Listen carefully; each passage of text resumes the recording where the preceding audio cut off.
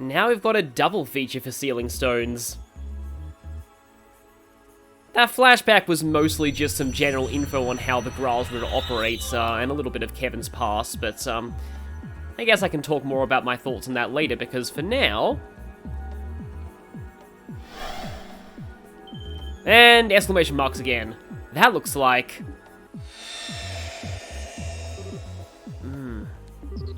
Gah. Zin? Prince Oliver? Now this is a surprise. Don't think this is a dream, at least. Indeed, it is not. I would be overjoyed to share a sweet date with Cher in my dreams. One with a fine drinking companion, not so much.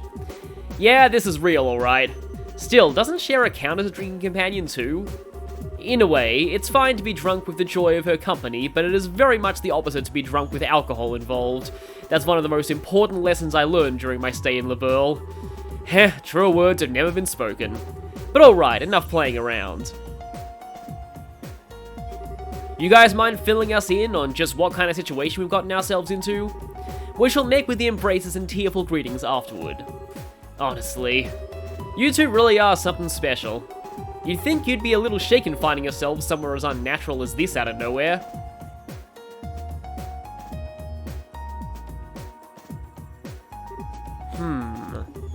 This is quite the pickle. I appreciate that it may be hard to believe, but that is the situation we find ourselves in at the present time. If we're to try and find a way out, we'll need you to accept that.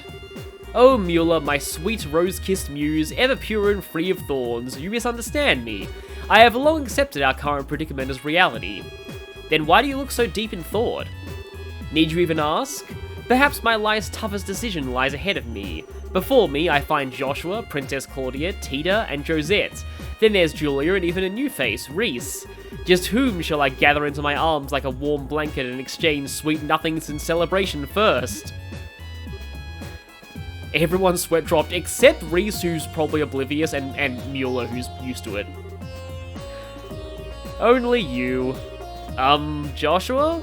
You were pulling my leg when you said this guy was an Erebonian prince, right? Hard to believe he is. Putting my deeply earnest dilemma aside for the time being, it sounds as though you've been making some headway in unraveling the mysteries behind this place. Naturally, I would be more than honored to help with that. But first, you've got a few questions you need to ask, right? I know I sure do. I should have known you would be thinking along the same lines. You're exactly right. Fine by me, what do you want to ask? Do you think you figured something out? That's what I want to find out. First, I want to ask about that ghost you've encountered in here. Ask away. If I remember correctly, the first time you met her was on the balcony in Grancel Castle, yes? Indeed it was. She gave us the key that allowed us to eventually find and rescue you. That was the first time she appeared to us as a ghost, but I don't believe it was the first time she directly communicated with you, was it, Father? Don't think so, anyway. When Reese and I first arrived here, we heard a strange voice talking to us. We didn't have a clue who it belonged to at the time, but the dialogue tags specified it was a female voice. But I think that was probably her too. As do I. So at first, she existed here only as a voice, but she's gradually started showing up with a body too? I know that's a weird way to put it, but if it's true, it backs up what that man in black said the last time we saw him. Yeah, he said the Lord of Phantasma had stolen most of her power, right? He kept referring to her as the Hermit and Master of the Hollow Garden too. Plus, the inscription on that monument behind us has the Hermit's Garden written on it. I think all of us here can connect the dots just fine. Agreed, it's reasonable to conclude that this very garden is connected to her in some way. That's true. Makes sense to me. It also explains why this place is kinda comfy compared to the other weird, fiend-infested places in Phantasma. Feels like we're getting closer to the truth with every new revelation. By the sounds of it, she's been in Phantasma for a while now, possibly since the beginning. But then she had her power stolen by the Lord of Phantasma and ended up without a body. Since then, she's been trying to help us to the best of her abilities and guide us forward. If we assume all that to be true, maybe the monuments scattered throughout are connected to her somehow too. They seem to exist for the same purpose, guiding us forward. I think there's one more thing in our possession that's connected to her as well. That cube, I was just about to say that. You think so? Unfortunately, your guess is as good as mine on exactly what that cube is. That being said, I think the odds of it being connected to her somehow are as high as everything else on the list so far. Well, what do you think? Honestly, I'm impressed. You've done a remarkable job of making sense of the situation when you've only just arrived. Still, if we assume all that to be true, then there's something else we should be doing as we keep moving forward. Helping to restore her power, I assume. That way we should be able to ask her what else she knows about the land we're in. Got it in one. I get the impression that if we don't, we won't stand a chance against those two. We'll find ourselves up against a wall at some point. You may well be right. Well, leaving her aside for the time being, I do have one final thing I'd like to ask. Huh? What else is there to cover? It concerns that Lord of Phantasma you kept mentioning, actually. Put simply, you wouldn't happen to have any idea as to who they are, would you, Kevin? Why me? Well, from my perspective, they're awfully fixated on you. They seem to know about Reese's deceased sister as well. Then there's the fact they're even able to summon devils from the church's texts. It all seems to be pointing to you two, and you in particular. I can see why you'd ask, I guess. Unfortunately for you though, I got nothing. If anything, I'd say they seem to be an enemy of the Graalsritter as a whole rather than just me. I suppose that's possible. I wouldn't be surprised if an organisation like that had more than their fair share of enemies. No offense, of course, I have plenty of enemies myself. Try not to sound like that's something worth boasting about. Anyway, even if we've connected some dots, we'll have to save the mystery behind who our enemies are for another day. Maybe we can get more information out of them the next time we see them, but until then, we don't have enough to work with. Right, next time one of them shows up, we'll have to see what we can force out of them. So that about wraps things up for now. If so, we should probably get ready to head out again. We're on plane number 4, and if the previous planes are anything to go by, it's going to be tough. Kevin. What's up? Did you have something else you wanted to add? No. It's just that I'm not feeling very well, so I'm going to sit the next plane out. What? I'm sorry for the trouble, everyone, but please look out for him on my behalf. He shouldn't cause you too much trouble, but as I'm sure you know, he can be a little careless at times. Reese? Wait a sec!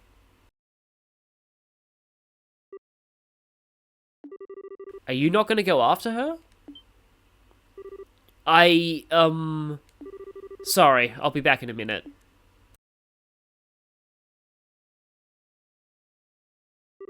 Reese! Wait a sec! What's with you all of a sudden?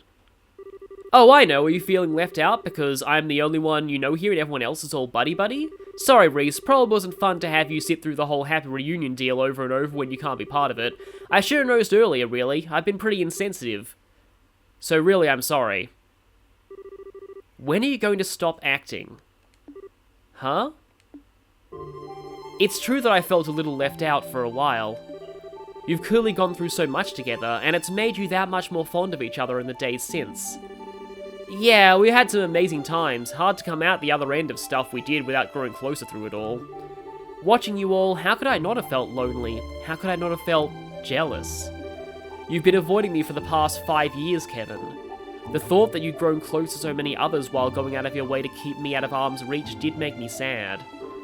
You know, I didn't mean it like that, Reese.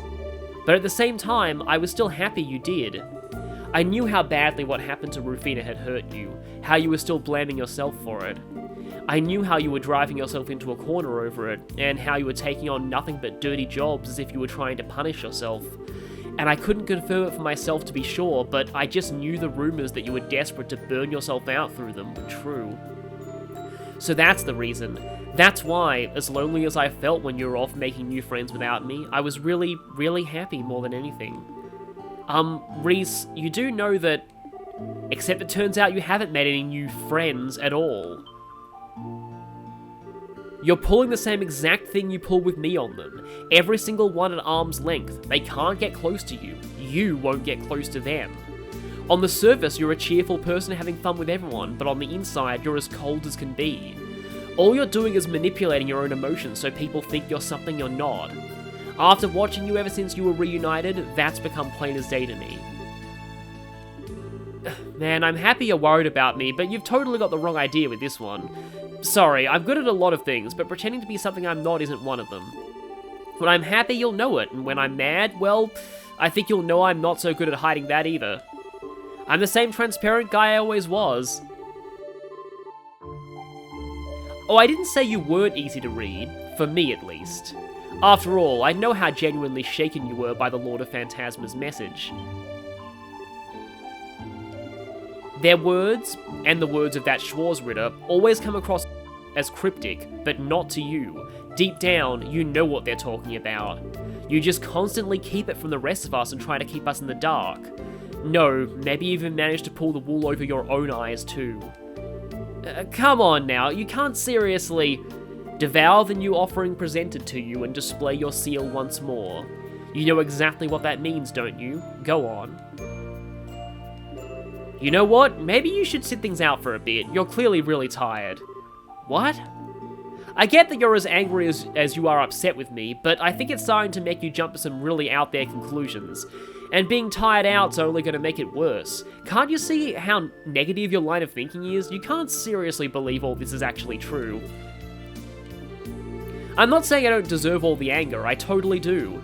I genuinely was busy, but at the same time I wasn't sure how to face you if we did end up meeting either. Still, we're going to be working together from now on, so... enough. Huh?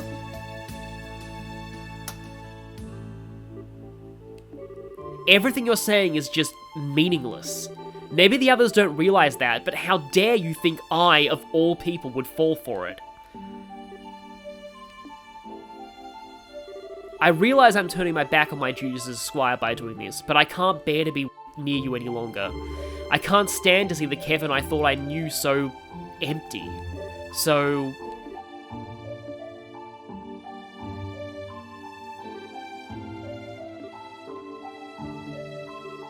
Kevin?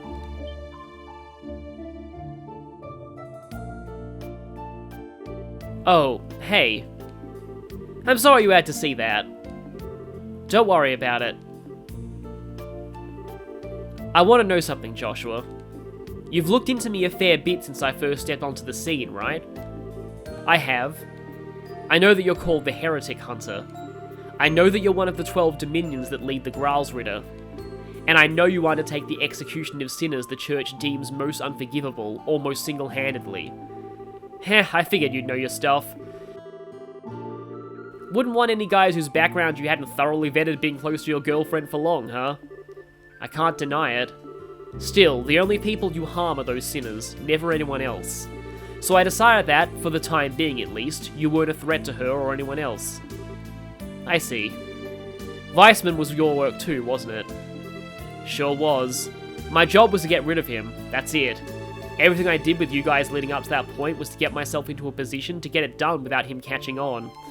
That includes helping all you out, naturally. Yeah, I know.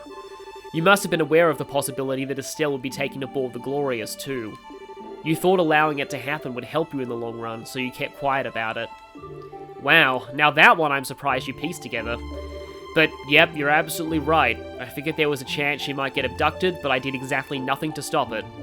All I cared about was finding out what Weissman and you were up to, and where you were for that matter. Couldn't use better bait for that than her. I thought so. And yet all that doesn't change how I'm more grateful than words can express. Why is that? Because if you hadn't helped me back then, I would still be Weissman's puppet. I would have broken with my own hands what I value most in the whole world. That's a debt I'll never be able to fully repay. Oh, sweet Adios, now you're just being cute. I know you're smart enough to realize that's not at all why I threw you a bone, right? I just wanted him off his guard enough to create that opening I needed. Helping you was the perfect way to do that. That was all there was to it. And again, that doesn't change how grateful I am to you. Knowing why you did what you did doesn't erase the gratitude I feel, not in the slightest. It really is just as well you ended up quitting Ouroboros. You'd suck to high heaven if you were an enforcer now. Honestly, you're totally right. If Reese is still sitting on the sidelines for now, let me help you in her place. I might not be as capable of helping you as she is, but I should be able to back you up. You don't need to feel indebted to me, you know. Well, I'll take what I can get. No doubt you're worried sick about Estelle too, so there's your gold star reason for helping out besides me. So, thanks. I'm glad you got my back. Right back at you. So, yeah, wow, those scenes. First, we no longer have Reese in our party, and she'll be gone for the whole chapter. Instead, Joshua is forced for this chapter. And that's a good thing, because Joshua is amazing. We also have 2 new party members, Olivier and Zin, who are pretty much the exact opposites of each other in terms of overall abilities. I think I'm actually going to go over both of them in detail a bit later, because this part has been mostly cutscenes for now.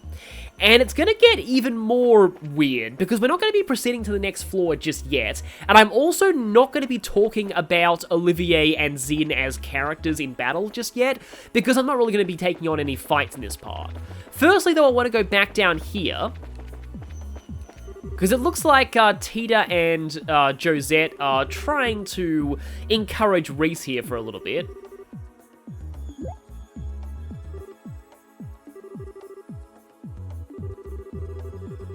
Yeah, Josette knows what's up. Tita's probably a little young for this kind of thing right now.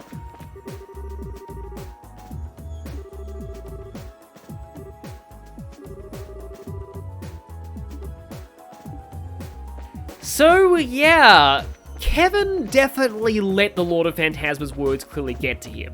Clearly, there's a lot Kevin knows about the Lord of Phantasma and exactly what they might be, and he's keeping quiet. Not only is he keeping quiet, he's lying to everyone else and himself about it, people that he really should have trusted by now. And that's why Reese is so angry at him. Like, she is absolutely furious right now, because, yeah, as she said, she just really doesn't want to see the Kevin that she knows and, I don't know, maybe loves like this. It's a really good moment overall. Like, I love that other people are actually, like, calling out Kevin for his behavior here. Like, it is kind of clear if you read Kevin's dialogue the end of the last chapter, and all throughout this point, like, all throughout the game at this point, that, also this dialogue's amazing. I'll kind of be quiet for this.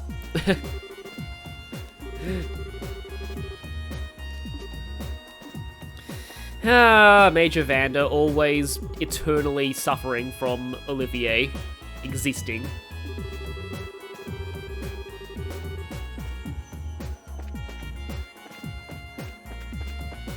It is clear that Kevin, again, is lying to himself, and to everyone. And, like, as you could see with Joshua there, there's a lot of interesting implications about Kevin's true character there. Like, the moment that Kevin goes into full Heretic Hunter mode and admits, yeah, I basically just used Estelle as a pawn to kill Weissman. That was my whole goal. But at the same time, it almost seems like Joshua knows that Kevin isn't nearly as much as a bad person as Kevin thinks he is. And that's very important too. Okay, here's the glint of new books. Not to be confused with the glint of Cold Steel. And this is a bunch of books that we previously found inside the library in Zeiss. Including the amazing Kitty Talk for Dummies. How dare I skip through that? I love this so much. You can actually use this to translate a lot of the cat talk from cats in the Sky games. And almost all of it makes sense in context too. It's amazing. I don't know what was going through the writers' minds when they created that. And this right here is basically a nature documentary. Hertz's Adventure 1 and 2 are kind of interesting and almost feel like they might be a reference to some earlier Falcom game that I'm not getting. And 31 Cypress Trees, oh boy, there have been theories about that book, but read it for yourself if you want to speculate. So again, not really going to go over Zin or Olivier right now. He is still called Olivier as a party member, but he is wearing his Prince Oliver attire this time, which is pretty cool. What we're going to be doing here is, we are going to be first making a very quick stopover at the end of the third plane. Because there's actually something for us that we can get right now before we move on to the next plane. Yeah, right behind this portal is a chest. And here's the entrance to the next plane. I doubt the pattern will change up till now, so yeah. We won't know what kind of place that's going to be until we step inside, though. Heh, or what utterly bizarre fiends will be waiting for us there. I'm tingling with excitement. Let's make sure we're good to go before we keep going. And I am not right now. Entrance exam results. 22 of 36, and for 33 of those years, I hated that damn place. He snapped between chewing cuts of lamb. After swallowing, he added, "Who's gonna run it, bitch? I sure ain't, and you're no carpenter." Now those entrance exam results should be in, here we go. A letter to Chloe Rince informing her that she has passed the Genis Royal Academy entrance examination. That is the key to opening Moon Door 3, in addition to having Chloe in your party. And I'm not going to be doing that just yet, because that one is ridiculously long. Instead, today we're going to be doing Star Door 2, because we've definitely fought more than 100 battles right now. And this is one of the few Star Doors that I'm not going to be using the Evo voice patch for, because it's mostly just reading, not any actual character dialogue. So yeah, blah blah blah, 100 battles, blah. I could have opened this at the end of Chapter 2, but I decided that I wanted to save it until now, when I'm going to be doing a whole batch of doors in a row. And the reward for this really isn't hugely necessary to get early, because you can very easily just make it at any stone monuments. But I just realized, this is actually very, very appropriate given what Kevin and Josh were just discussing in the story. I didn't actually plan it that way, but I'm glad that it accidentally worked out like that, because this is going to be perfect.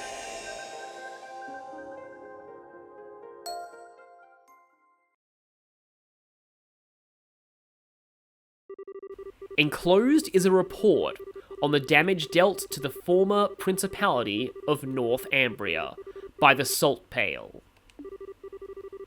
Also contained within is research on the Pale itself. Holy City of Arteria, Congregation for the Sacraments.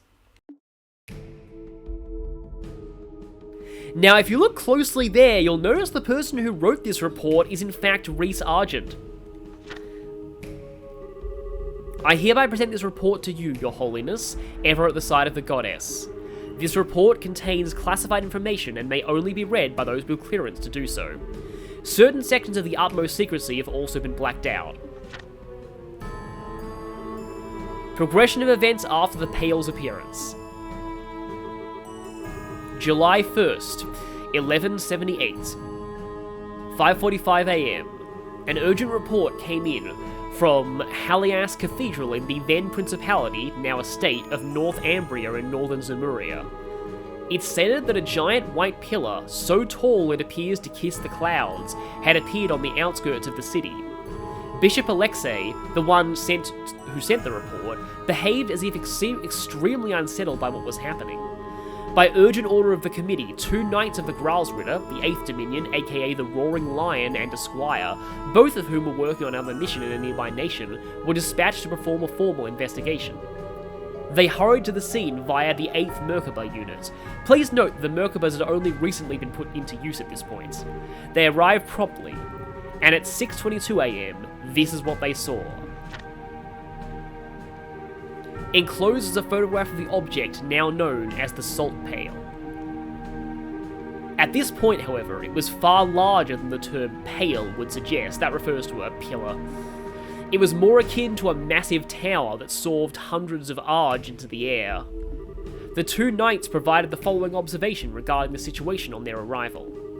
We were met with a mighty hailstorm blowing in our direction from Haliask, or so it appeared at first, till we eventually realised the storm contained not ice, but salt. The object's surface is completely covered with salt, making it impossible to tell what it may actually look like underneath. The surrounding air has become powdered salt, and it falls to the ground like snow falling on a tundra. The spread of that salinification process was startlingly rapid, and the affected area spread in the blink of an eye. By the time the Graalsritter arrived, the entire landscape of the capital had turned to salt, and the lives of many who lived there, like the aforementioned Bishop Alexei, had already been lost. Yet the spread did not stop there. A day after the Salt Pale first appeared, A vast coniferous forest zone north of the capital crystallized and collapsed. Bridges also collapsed, rendering all of the main highways out of the city unusable. Please note that by this point, then ruler Prince Balmond had already fled the country to a nearby nation, because of course he did and just left his people there to die. 2 days passed since the Pale's appearance. By this point, roughly half of the entire principality had become a sea of salt. Countless refugees had fled to the southern side of the country because the River Grieve stood between it and the affected area. Finally, 3 days after the Pale's appearance, the salinification process stopped at dawn. As a result, the Knights were able to advance on the capital of Halias with the hope of investigating the Salt Pale. That afternoon, they finally reached it, but what they found looked completely different from how the Pale had before when they first arrived in Northumbria.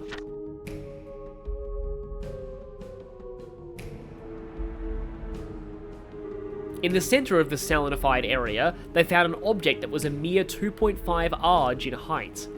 Its surface was no longer blanketed in salt, rather it looked as if something had been carved out of it. It is now believed that the Pale's mass decreased as the salinification process progressed.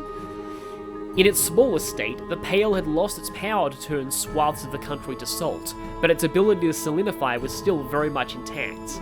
Anything that touched it, even for a millisecond, was instantaneously turned into salt. It was of the utmost importance to handle it with care. In order to complete the mission without physical contact, the Graal's Ritter required the use of the sacred tool Gleipnir, which was delivered to them from the High Seat in Arteria. Since then, it has been kept closely sealed away deep within the High Seat in Arteria. Still, whilst the recovery mission was ultimately deemed a success, the damage already caused was equally vast in significance. No damage to the surrounding nations was reported, but it resulted in the destruction of 3 of the 5 administrative districts of the Principality, including its capital. Over a third of the total population, along with travellers from elsewhere, lost their lives. This is to say nothing of the emotional damage caused. Due to its sudden outbreak, the hearts of Northumbria's people were overwhelmed with fear and uncertainty. From a humanitarian and a religious perspective, a swift response from the Septian Church was all but necessary. The decision was made to dispatch personnel to the region right away, and upon arrival, they set about rebuilding the damaged churches and healing both the physical and mental wounds of the people. Those who were left orphaned in the crisis were taken into gospel facilities where they would be cared for until adulthood. The northern region of the country, which had been turned entirely to salt, was placed under the church's control. It has been a restricted area ever since.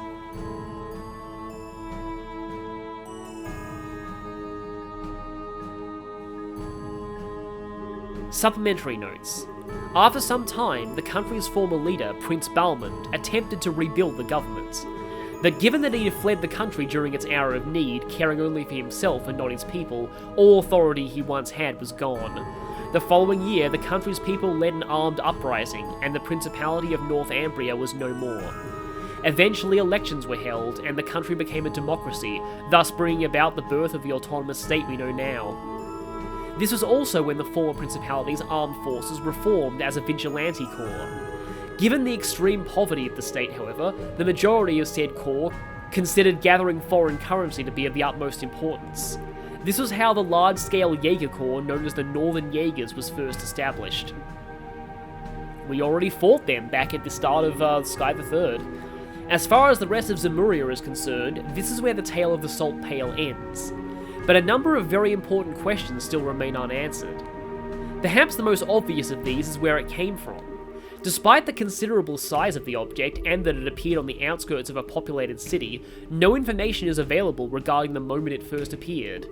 The most popular theory is that its appearance was due to something akin to spatial translocation, but no hard evidence exists to support this, or any other theory. Of more importance, however, is its positioning in the teachings of the Septian Church. The Pale is clearly different in nature to artifacts, and appears to be a more fundamental manifestation of the goddess's powers of creation, committee report. With the limits of our knowledge at present, this is as far as we can get to the truth. There are some who have proposed that it may be one of the Septarians, but no evidence has been found in legend or scripture to support this belief. Nevertheless, these questions and many others need answering, and the Congregation for the Sacraments continues to study the Salt Pale to this day. The most accepted proposal comes from those who believe the Pale should be seen as nothing more than a gift from Aetius, and they continue to gather various means for her church to make good use of it. The most realistic of those plans is to use it in the manufacture of a sacred tool used for execution. Parts of the Pale are cut away using high-pressure water and then surrounded with a cylinder made from salt crystal, allowing them to be fired directly into the target without requiring the user to make direct contact. Should the bolt make successful contact with a human target, their whole body would turn to salt, killing them in mere seconds.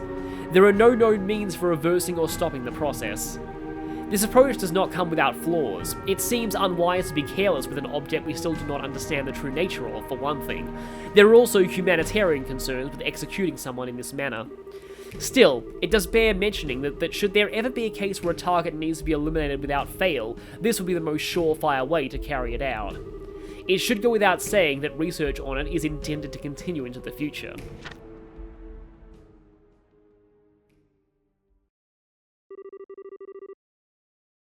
Appendix regarding the aforementioned sacred tool.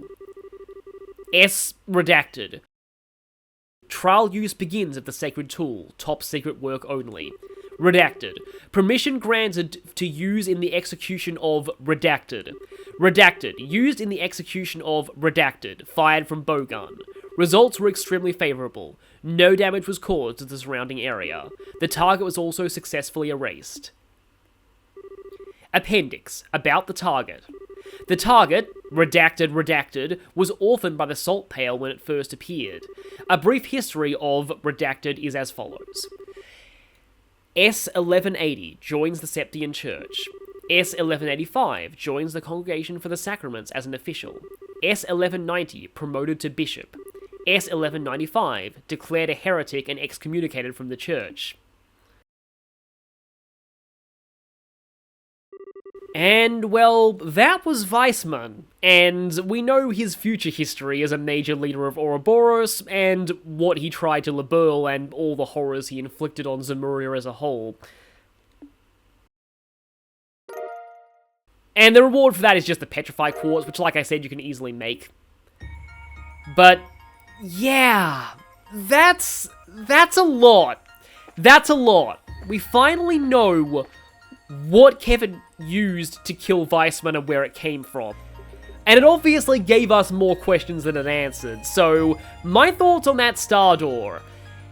There's a lot about the Salt Pale that we still don't know. In fact, the Salt Pale itself, as of recording this video, has not really been elaborated on much in the rest of the series. It's left as a mystery. My opinion on what it is something akin to a glitch in the fabric of reality. I feel like it's something from a higher plane that somehow infiltrated into the mortal plane and was not supposed to happen like that. And what it caused, again, the effects I feel are very reminiscent of almost a computer glitch in the fabric of reality, if you would think of reality as some kind of program. It's weird that I'm putting it like that, but a lot of the way the cosmology of Zemuria works, in my opinion, there's a lot of computer imagery in it, in terms of how it functions. I'm not really sure what the whole implications of it being a gift from the goddess are. I personally don't even think that has anything to do with it. I'm not sure it even is a religious or supernatural thing, rather just something that should not be. Something incompatible with reality that somehow encroached within it. But the ramifications of the Salt Pale aren't so much the Pale itself, and more about Northumbria and what it did to the country. Northumbria is not a very big player in the overall Zemurian political stage, but what happened to it caused a huge ripple effect, and if you play later games in the Trails series, you will see the repercussions of that. The fact that Northumbria is a very, very poor state that has to rely on mercenary corps to provide income, that has massive political ramifications for the world. And, yeah, can't really say much more now, but this is one of the most important Star Doors in Sky the Third, and this right here is actually one of the reasons why many people familiar with Trails recommended that I do Sky the Third before I do Cold Steel. because a lot about Northumbria is very relevant in Cold Steel. And this is the first time we get full explanation of exactly what happened to that nation and what its state is in now. Oh, and one final thing, something that I should mention is that the Pillar of Salt is a Bible reference. It refers to a story in Genesis where Lot's wife looked back on the city of Sodom and was turned into a pillar of salt. But I don't know what implications that has, if any, for Zemuria itself. I personally don't think it has any deeper meaning than the writers just pulling out a Bible reference they thought was cool and creepy, but I could be wrong about that. We'll have to see much later down the line in the series, I suppose. And with that, again, I hope I'm not confusing everyone who's kind of new to this series with, you know, more questions than answers, but there's some weird stuff in Trails. Some very weird stuff. It may be a conventional fantasy on the surface, but there's a lot of stuff in there that is just really, really ripe for galaxy brain theorizing. So, if any of you have any galaxy brain theories on exactly what the Salt Pale is, you can share them in the comments.